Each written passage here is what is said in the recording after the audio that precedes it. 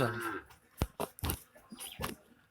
जहाँ तक पढ़ाए थे सी नंबर बता रहे थे, तो सी नंबर आज लेके आए हुए हैं। देखिए, सी नंबर आज लेके आए हुए हैं। when the point is anywhere from the dipole, जब बिंदु द्विध्रुव से कहीं पर हो। when the point is anywhere from the dipole, dipole से बिंदु कहीं पर हो, इसके लिए आज एक्सप्रेशन है, उस पर हम आज निष्कर्ष निकालेंगे। वहाँ पर हम इलेक्ट्रिक फील्ड निकालते हैं कहीं भी। यानी मान लीजिए एक डायपोल होने के लिए जान रहे हैं, एक पर नेगेटिव चार्ज -q और एक पर पॉजिटिव चार्ज डायपोल।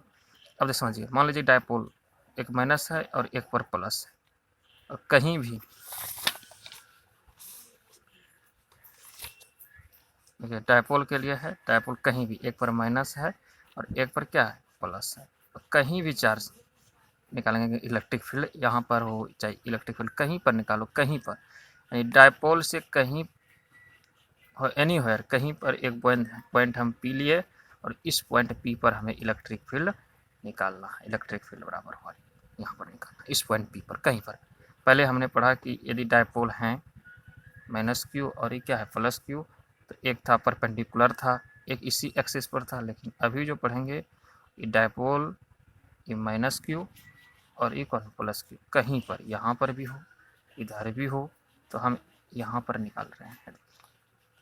चलिए, हम एक डायपोल लिए जिस पर भी माइनस चार्ज और कौन चार्ज है, एक डायपोल हमने लिया जिस पर माइनस चार्ज एक पर प्लस चार्ज, और इस डायपोल से हम इस मिडिल पॉइंट से हम पी पॉइंट यहाँ लिए, पी एक पॉइंट लिए जो पहले हम समझा चुके हैं, उसमें एक पी पॉइंट लिए।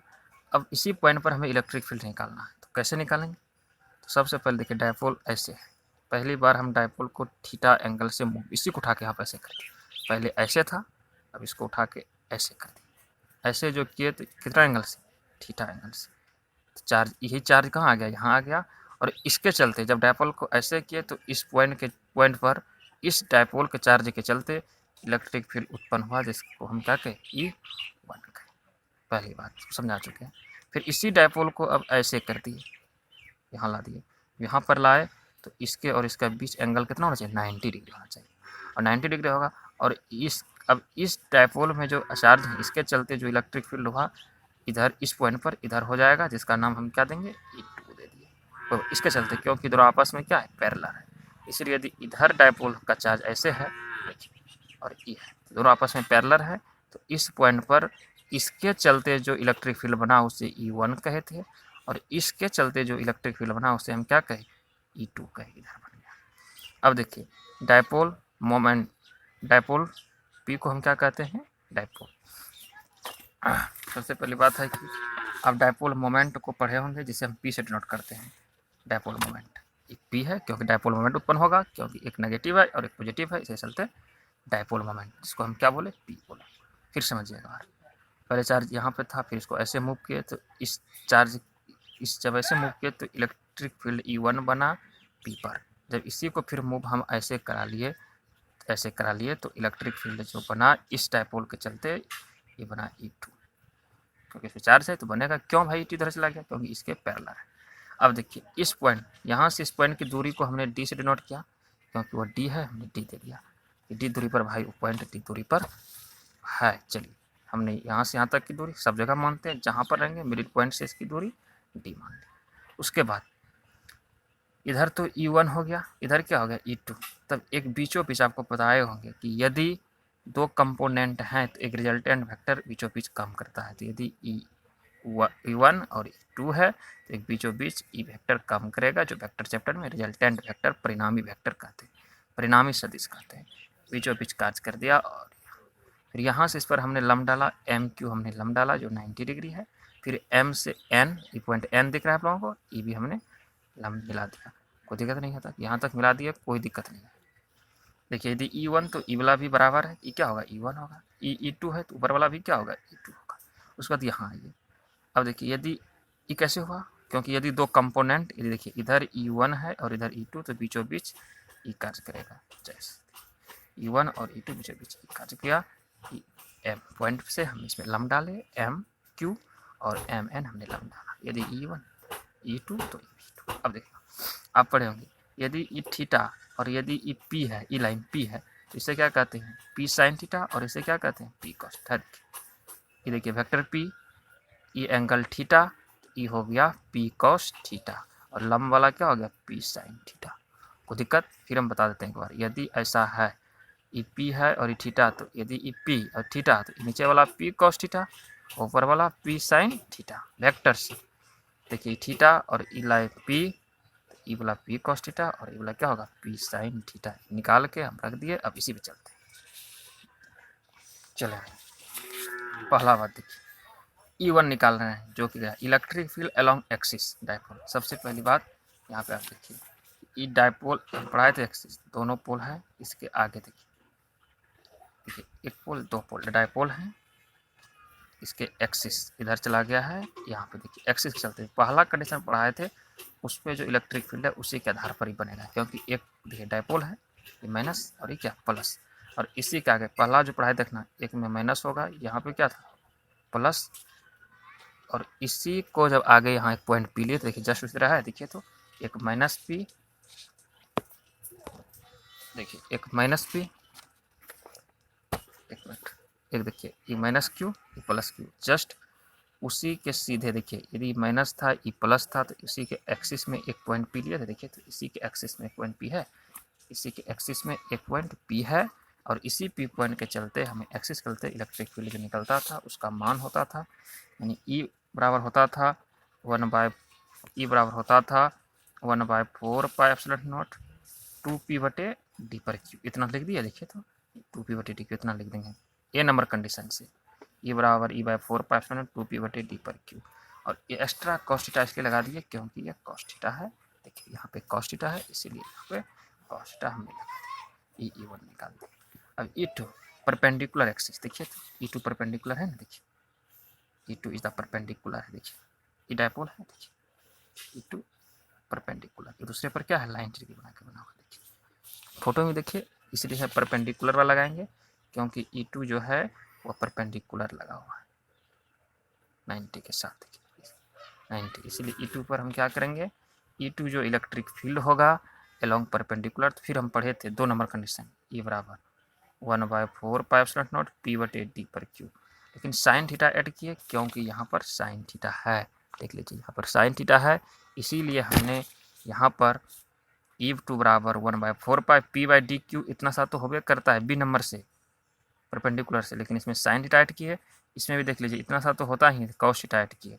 उसके बाद इन ट्रायंगल PQM, यहाँ पे देखिए इन ट्रायंगल PQM, इसको उठाए देखिएगा, इसमें E1 E2 ई क्या है, ये लिख दें E1 E2 E, इस ट्रायंगल में देखिएगा, उठाए फिर से इस ट्रायंगल, कौन ट्रायंगल का नाम बोलिए तो, ये ट्रायंगल होगा PQM है, E1 था, ई क्या था E2 है। अब देखिए ई कॉन 90 है बना हुआ है ना, जब ई कॉन 90 है, E1 है E2, तो H का स्क्वायर यानी E का स्क्वायर देखिएगा 90 जब है, तो जब ऐसा है तो इसका स्क्वायर यानी E का स्क्वायर इसके स्क्वायर और इसके स्क्वायर के सम के बराबर होगा, H का स्क्वायर बराबर P का स्क्वायर प्लस B का स्क्वायर में लिखते हैं। उसके बाद देखिए E1 का मान अभी निकाले हुए हैं, देखिए E1 का मान निकाले हुए हैं, E1 के जगह यहाँ पे रख देंगे, यहाँ पे क्या करेंगे रख दिए E1 का मान, देखिए निकाले हुए हैं और यहाँ पे हम रख दिए इसके जगह पे, इसका स्क्वायर तो इसका क्या कर दिए स्क्वायर, फिर प्लस है हम प्लस दे दिए E2 का मान, E2 का मान भी निकाले हुए हैं, E2 के मान को यहाँ पे रखेंगे और इसका फिर स्क्वायर है तो हम इस पर स्क्वायर डाल दिए, जब डाल दिए तब फिर आगे बढ़ते हैं, E बराबर इसका स्क्वायर करेंगे और इसका स्क्वायर कर देखना, इसका 1/4π0 2p सॉरी P और DQ, देखिए इसमें भी है 1/4π0 p/dq। सबसे पहली बात यहाँ पे एक बात यहाँ हमको सोचना पड़ेगा, यदि देखना 1/4π0 p 1/4 p, उसका d पर q कॉमन ले लिए, और इस पर क्या है स्क्वायर, इस पर भी स्क्वायर, तो इस पर भी हम क्या डाल दिए स्क्वायर डाल दिए, यानी 1/4π0, देखिए 1/4π0 p/dq कॉमन हो गया, और इस पर भी स्क्वायर है, इस पर भी स्क्वायर है, तो स्क्वायर हम कॉमन निकाल, बचा क्या इधर 2 बचेगा, और 2 का क्या होगा स्क्वायर, तो 4 कॉस का square cos square theta plus फिर इधर क्या बचेगा सिर्फ साइन स्क्वायर थीटा बचेगा। और ये स्क्वायर है, इस स्क्वायर को जैसे ही हटाएंगे तो क्या आएगा, बहुत बड़ा एक रूट आएगा। कोई दिक्कत है यहाँ तक? फिर देखिए एक बार 1/4 pi epsilon nought 1/4 pi epsilon not p/d Q common आ गया, इस पर भी स्क्वायर इस पर भी स्क्वायर कॉमन निकल गया, बचा 2 का स्क्वायर यानी 4 कॉस स्क्वायर थीटा यहाँ पे प्लस और फिर क्या है साइन स्क्वायर थीटा बच गया। स्क्वायर रूट कैंसिल इतना साथ लगा रहेगा, लगा दिए स्क्वायर रूट कैंसिल हो जाएगा, इतना साथ लगा रहेगा। 4 cos square sine square theta को त्रिकोणमिति से क्या लिख सकते हैं 1 minus sine square 1 minus cos square theta sine square theta बराबर 1 minus cos square theta E बराबर 1/4 पाई p/d क्यू। देखिए 4 कॉस स्क्वायर थीटा में 1 कॉस स्क्वायर थीटा जाएगा तो क्या बचेगा 3 का ई 1 का 1 रहेगा 3। This is expression of electric field any होयर point, कहीं पर भी होगा इलेक्ट्रिक फील्ड यदि निकालना है तो 1/4 पाई एप्सिलॉन नॉट p/d पर cube root under 1 plus 3 cos square theta expression. उसके बाद इलेक्ट्रिक टॉर्क,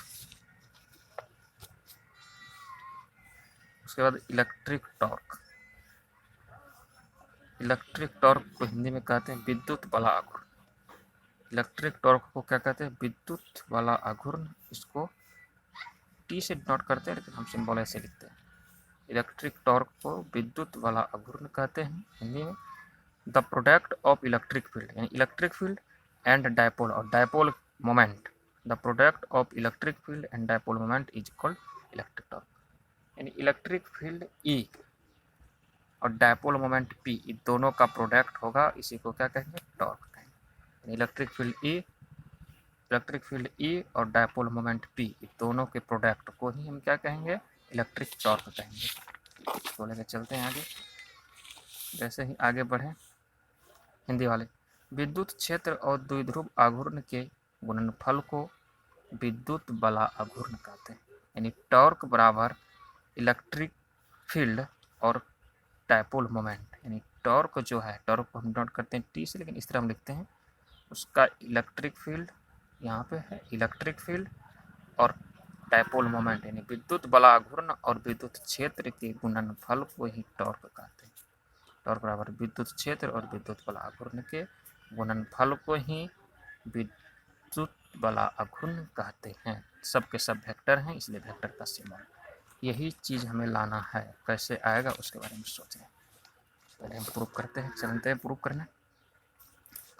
सबसे पहले प्रूफ करते हैं चले। सबसे पहले बात हम डायपोल ली, एक माइनस क्यू और एक पर प्लस क्यू, हम डायपोल लेंगे। बीच में O मिडिल पॉइंट है, यहाँ से यहाँ की दूरी हमें A माने, यहाँ से यहाँ तक की दूरी A, टोटल कितना हो गया 2A हो गया। डायपोल का distance between both charges minus Q plus Q, distance between 2A हो गया। दोनों के बीच की दूरी को हमने 2A मान लिया। इसी डायपोल को हमने उठा के ऐसे किया जो एंगल कितना पे थीटा एंगल पर हमने यहाँ पे लाया, ई प्लस तो यहाँ आ गया। यदि ई थीटा पे एंगल पे लगे तो इस पर एक एक्सिस डाल दिए, यदि ई थीटा तो अल्टरनेटिव एंगल, यदि दो लाइन ऐसे हैं एंगल और ये एंगल क्या कहलाएगा आपस में बराबर, तो ए भी थीटा तो ए भी थीटा। और यही दूरी यहाँ पे आया नहीं इतना, देखिए तो इसी ऐसे था, इसी को मूव किए तो ऐसे आया। यदि ई 2A तो ई पूरा भी क्या हो गया 2A। अब देखिए फिर पढ़े हैं, देखिए यदि ई 2A और ई थीटा तो नीचे वाला 2A cos थीटा और ये जो लंब वाला है 2A sin theta, Y axis, इसको एक्स एक्सिस, इसको कहेंगे 2A cos थीटा और इसको कहेंगे 2A sin थीटा। यदि थीटा एंगल से मुड़ा है देखिए, और ये 2A, इस वाले को क्या कहेंगे 2A cos थीटा, और ये जो लंब वाला है इसको क्या बोलेंगे 2A sin थीटा कहेंगे। फिर से एक बार इसी को मूव ऐसे किए तो इसकी लंबाई 2A, तो ये भी क्या हो गया 2A और TO, इसका दी थीटा तो ये भी क्या हो गया थीटा। 2A है तो ये 2A क्या होगा cos थीटा हो जाएगा और ये तो क्या होगा 2A sin थीटा होगा। और हम टॉर्क का कॉन्सेप्ट जो है, टॉर्क का जो कॉन्सेप्ट है वो क्या कहता है जानते हैं कि टॉर्क बराबर जो होता है वह फोर्स इनटू परपेंडिकुलर डिस्टेंस होता है। टॉर्क बराबर जो टॉर्क है फोर्स को फोर्स और परपेंडिकुलर डिस्टेंस जो है वह 2A sin थीटा है। देखिए लंब ऐसा है 90 देखिए बनाया हो। 90 बनाए 2a साइन थीटा। तो अब देखिए f बराबर 2a साइन थीटा, यानी कि f बराबर फार्मूला भी पढ़े हुए थे, f बराबर क्या होता है q इंटू ए, फार्मूला पढ़े हुए हैं इलेक्ट्रिक फील्ड से। कहाँ से?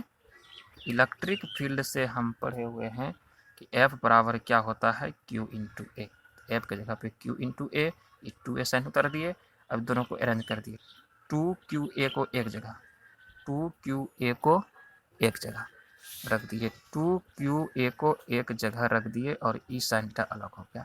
यानी 2qa को क्या कहते हैं? डायपोल मोमेंट कहते हैं, p कहते हैं, क्योंकि p बराबर ही होता है 2qa।